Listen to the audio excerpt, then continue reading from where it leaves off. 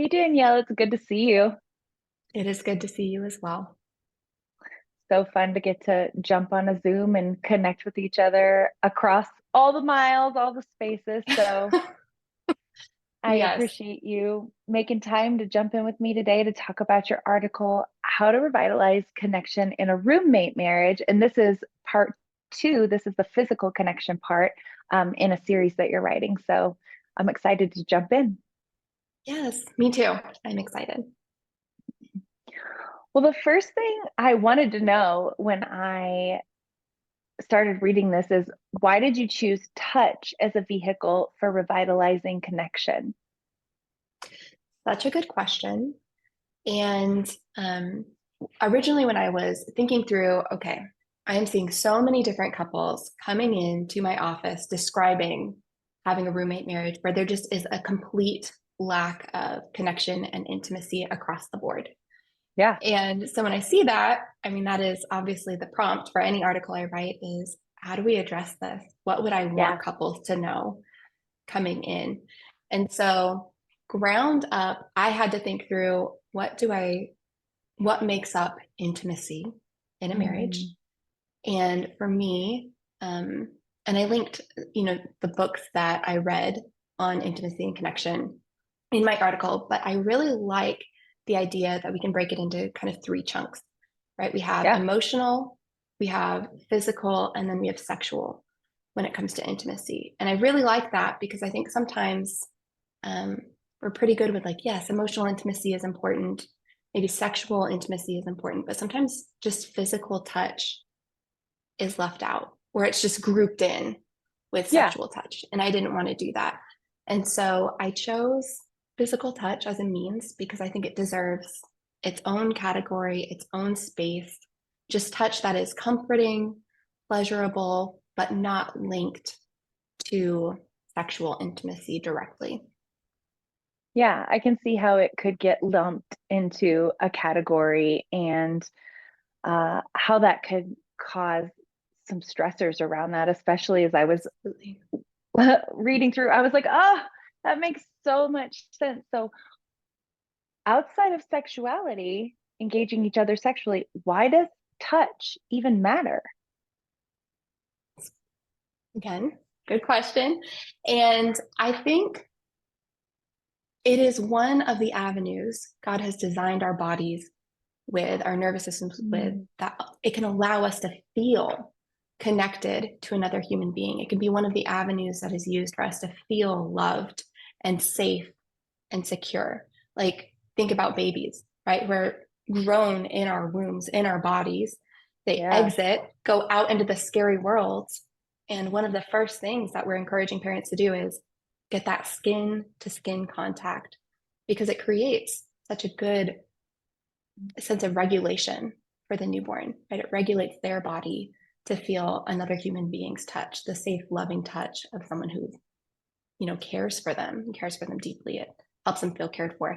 And I Yeah. think that continues over the lifespan. We all have different tolerance levels, but touch can help us feel safe, secure, comforted, loved. It can diminish feelings of pain, right? There have been research studies that show just holding the hand of someone that you love, you can be pricked and your perception of the pain is lower than someone who's not being held or touched by someone that they love. And so I think it's just such a good avenue for love to flow if Yeah.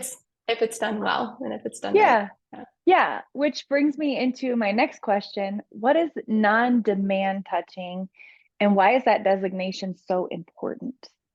Mm-hmm.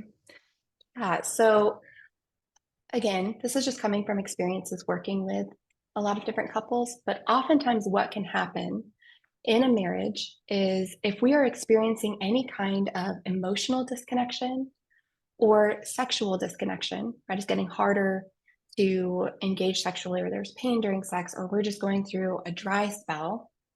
Yeah. Oftentimes, our comforting touch, the ways that we just hold each other, are near each other, hugs, gentle kisses can be linked to, oh no, right? I don't want to engage in that because I don't feel emotionally safe, or I don't want to engage in that because if my husband comes up behind me and wraps me in a big hug, is it because he's just wanting to comfort me, or is it because he's secretly wanting more, Yeah. right? Or is he actually just buttering me up for Yeah. sex? So And so stressful. non-demand touch is designating this touch is not intended to lead to more touch. It's not intended to lead directly to the bedroom. There is no secret demand or secret expectation hidden in the touch that I'm providing to my spouse. And so that's what I mean by non-demand touch. Yeah. And you talk about like couples s- talking through that overtly and also Mm-hmm. just being really brave and vulnerable with each other and asking with curiosity and without blame. Like you use tread softly when you're Mm-hmm. talking to each other about non-demand touching. What might that look like? Yeah. I think one of the most important things couples can do when it comes to trying to bring non-demand comforting touch back into the relationship is make expectations very, very clear and be as open and vulnerable about it as possible. And so that's a really hard conversation to have. Yes. It is incredibly scary and Yeah. vulnerable and hard. There's no way around the hardness there, right? Mm. Especially if we're already not in a great place. Yeah. And so, as much as possible, if we're going to go into a conversation about bringing touch back into Yeah. the relationship, first we want to prep ourselves, right? By just knowing, okay, this may not go well, right? We're Yeah. treading into new, challenging territory. Um, I want to go in, and by tread softly, I really mean going in with realistic expectations that it may not go perfectly. I'm going to Yeah. show up the best way that I could show up, but my spouse may be in a different spot. And along with that, any question that I ask, I want to make sure that in my heart, as I'm asking it, I'm seeking to understand where my spouse is coming from. Whatever they answer, I just want to understand. I don't need their opinion to agree with Mm. mine, right? I'm not searching for a specific answer. I just really want to understand where they're at. And so treading softly is going to look like I'm going to make it so clear where I'm at. I'm going to say things like, hey, I want to have a conversation about touch in our relationship. And I really am Yeah. interested in your thoughts about it, in your feelings about it. And I know this is going to be hard, but whenever you're ready to have that conversation, I have some questions I'd like to ask, right? Essentially, just kind of dipping your toes in Yes. slowly, gently, going at the pace of your spouse as much as possible. Yeah. I love that. The idea that we're a team and I'm Mm-hmm. helping my teammate. Mm-hmm. By the way I present, I can help my teammate be willing to dip their toes in with me. Yes, yes, I love that team language, right? We want them to know that we're for the relationship. We Yeah, want this, even if we don't know how to do it yet. Even if we don't know where this is going, even if we don't leave the totally. conversation with answers, this is just want to open the conversation. Bravely taking the very first baby step. Yeah, I love Yes. that. And then you talk about practical suggestions like when we're explicitly talking about touch, when can we do this? How do we want to do this? And you name a few things like going on a date or taking a walk and holding hands. Maybe the things that we did early in our relationship. Yes. Yes. Yes. I think that can be so important. And yes, I think that was that own little section where it's what happened to physical touch in our relationship in the first place? Can we Yeah. together just kind of trace it back? What was it ever a part of our relationship when we were dating or friends? And for some couples, it wasn't even there in the beginning. In that case, Yeah. we're building something completely new. Yeah. But for other couples, when we go back, we can see, oh, we used to do this and it used to flow and it used to feel organic. What were some of the things we were doing? right? We would have maybe time away. Maybe we didn't have kids yet, right? We created this space that kind of just happened naturally, but now does not happen naturally. Now it Yeah. requires intention and design and grand plans and scheming months Yes. and months ahead of time.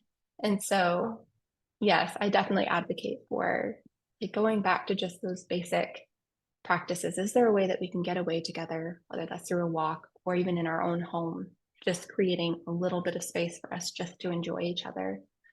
Um, Yeah. It was fun how you kind of set up like, we can, maybe we make these special plans, like you talked about scheming, and maybe it's months in advance, but also how can we build a few little things in practically every day, whether mhm, it's just a hug before somebody leaves for work. mhm. And you talk about lingering, like as you build the habit, it reminds me of the book Atomic Habits. He's talking about Yeah. just start with something oh so small and then incrementally add to it, but like Yes. lingering in that space for a few extra seconds, allowing our bodies to actually do what they're designed to do and connect as we linger in that space. Yes, yes. And again, something that we often don't think about. Some of us already have these routines, right? Like a quick peck before we go off for the day or a hug, when we first meet up. But yeah, really asking the question, okay, what if it's not just a peck? What if I actually spend like 3 or 4 seconds here? Or what if this hug, what happens in my body if I just Mm, stay there for a good 10 or 15 seconds? Right? Because we know that some things, right, in order for our bodies to even fully take the experience in, we need several yeah, seconds, yeah, right? And so, yeah, even taking the small everyday routine things or building in those little tiny routine things that then, yeah, we can add to just by adding time, even just a few seconds can make a difference. yeah. I'm imagining how awkward those things will feel at the Yes. beginning. And, looking back down the road and being like, remember how awkward that felt, but now it feels normal. Yes. Like, Yes. It's kind of like introducing physical touch. We're almost giving ourselves exposure therapy, yeah, right? Where the first several times it is going to feel so weird, awkward, scary, may even make us feel worse, right? yeah, It's like, oh, this is actually really tense and really weird. And are we going to be able to do this? Is it ever going to feel normal and mm, natural? And and then yes, over time with consistency, it starts becoming normal. We build our tolerance, we yeah, navigate it and it becomes something precious and good. yeah. I'm imagining that for some folks, it will actually be triggering of certain Mhm. things, which will, is never convenient, always feels bad, but will give them opportunity to notice and then begin to work through and, step trepidatiously, cautiously, tread lightly into those spaces. Yes, 100%. I think triggers, especially when it comes to physical touch, sexual touch, are so much more common than we may even recognize in ourselves, right? That little Yeah. bit of uneasiness or that little bit of just tension or I don't want that, like that really is letting us know somewhere in our story, touch has been associated with something not great, right? Yeah. Not positive, not safe. And so, absolutely, our triggers will come up.